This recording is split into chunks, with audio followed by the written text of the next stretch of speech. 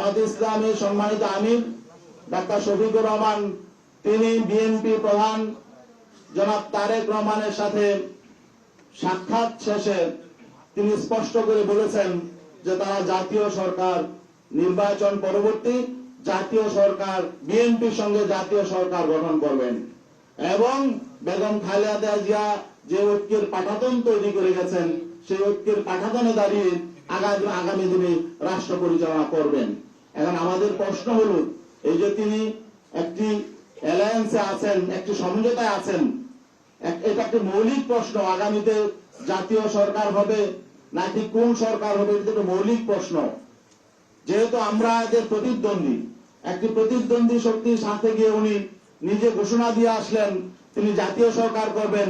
তাদের ঐক্যের পাঠাতনে দাঁড়িয়ে রাষ্ট্র পরিচালনা করবেন, তাহলে এখানে আমাদের সাথে তো বিষয়টা তিনি ডিসকাস করেন নাই, অন্যান্য শরীকদের সাথে তিনি এককভাবে ঘোষণাটা দিয়ে আসলেন।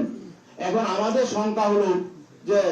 এখানে নির্বাচনের আগে যেহেতু একটা সমঝোতা সমন্বয় প্রতিদ্বন্দ্বী দলের সাথে হয়ে যাচ্ছে, তাহলে নির্বাচনটা আসলে পাতানো নির্বাচন হবে কিনা, এটা কি ইলেকশন হবে নাকি সিলেকশন হবে, এই শঙ্কাটাও আমাদের সামনে চলে এসেছে।